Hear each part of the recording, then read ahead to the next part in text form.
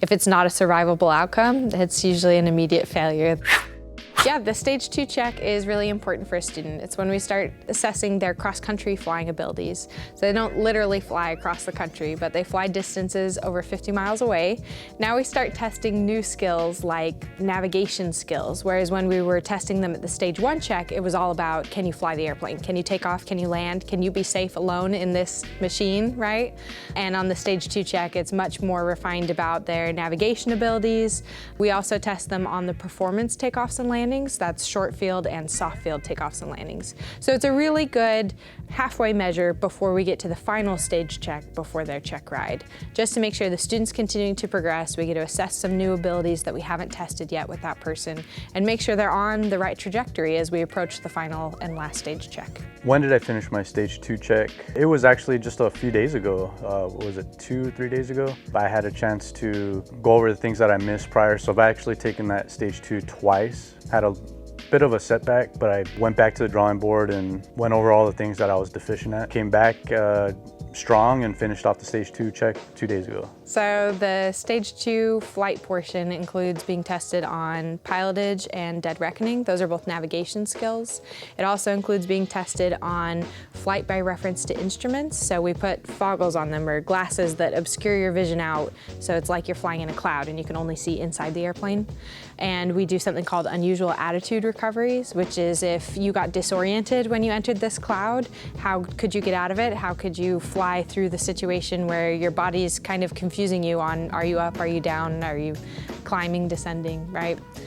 And it also includes short field takeoffs and landings, soft field takeoffs and landings, and an emergency procedures like an engine fire, engine failure simulation. Prior to going into the first stage 2 check for me, there was some things that I was deficient on. The CFIs have been great. They recognized some of the things that I needed to work on. While I was in flight, I went up there and there was a few things that I really thought I hammered down and when I was doing my studies. And the instructor noticed a few things, which is great. I want to be a safe pilot. I want to know my stuff.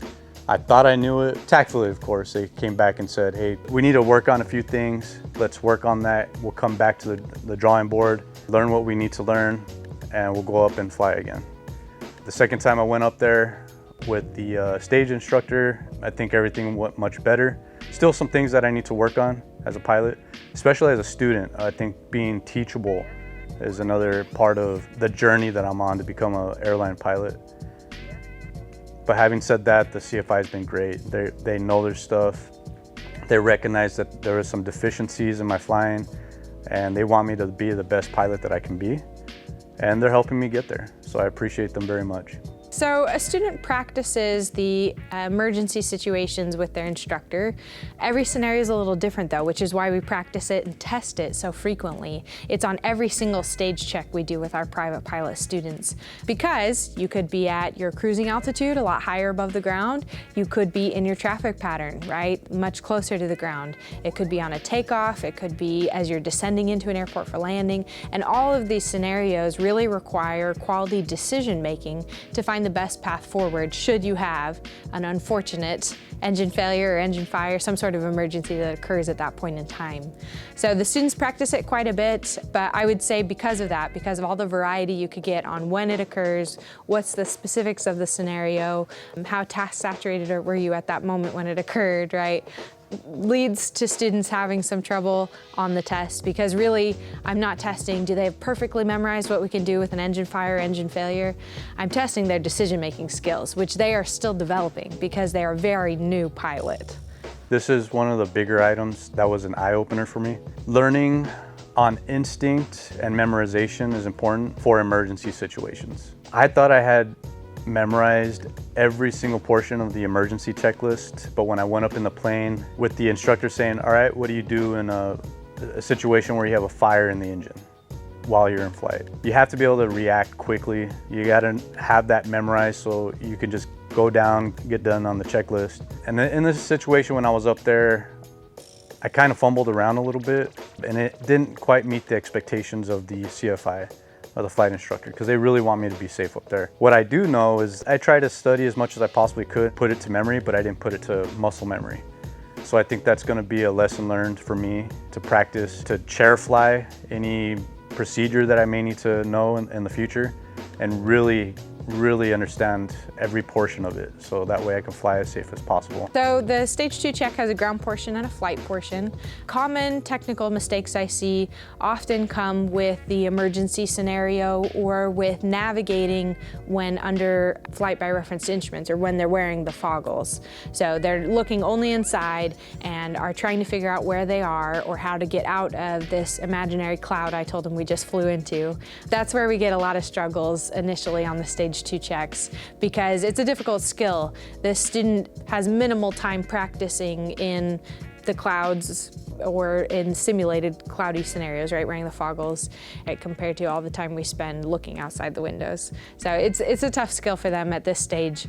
On the ground portion, we usually see common mistakes come when we talk about airspace, specifically special use airspace, when we get into like military areas, things like that, and having them remember all the rules and where to find the information for these types of airspaces. The other place that we see some errors typically on the stage 2 check on the ground portion is when we start testing the students' understanding of the navigation planning and performance of their airplane. They've learned how to do it, but sometimes there's still a couple things that don't quite click on understanding what that means or how it would be affected if the temperature was different today or if there were some other variables added. How did I work on the muscle memory? I would say I literally went home and sat down on a chair and went through the checklist. And I went over it over and over again, what they call chair flying. And the CFIs have recommended it. You don't have to be in a plane in order to get that muscle memory. So I would sit there and say, you know, field selector off, max power, and go through the checklist from there. And I just kept doing it over and over again.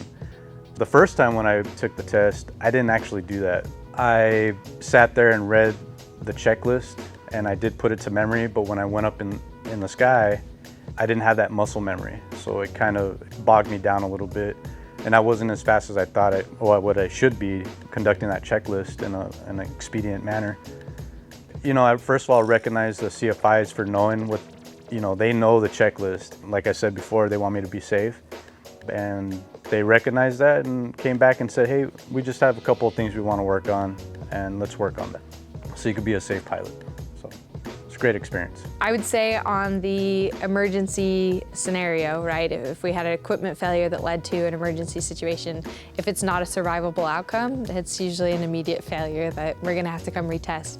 We are still soloing this person in the airplane. So if it wasn't a survivable outcome on this pretend scenario, now we have doubts that it would be survivable if they were alone in that airplane again, right? So we wanna make sure they're quite solid with those things. Beyond that, if a student had zero understanding of the weather charts or how to put together a weather briefing, that's usually a failure at this point, because that's a big part of deciding whether to fly or not, or to make your plan for this cross-country flight is understanding the weather and what conditions are going to be present during your flight. So for the most part on a stage 2 check, it's kind of a majority knowledge. There's very little one-off items that could make you fail in that instant, but an emergency scenario is a pretty big deal. And then like I said, on the ground portion, weather is actually a really big part of the questioning you get. We spend about an hour on the ground with this student, and weather probably covers 20 minutes or more of that hour spot. And so we need to make sure that they've got a good foundation on that knowledge before moving on to stage 3. Thrust Flight School, the CFIs, in my opinion, have really taken their time with me to ensure that I understand the material. And if I don't understand something, I can come back and say, hey instructor, I've got some questions here. And that I appreciate very much. All the CFIs have been great. They know their stuff. I'm in good hands. I feel like I'm progressing. Stage 2 was kind of a little bit of a setback for me because I had to go back and retrain on a couple of items and then go up and show them that I can do it. But without their expertise, I don't think that I would have been able to progress through that stage as quickly as I did. So if the CFIs are watching, thank you so much. I appreciate you.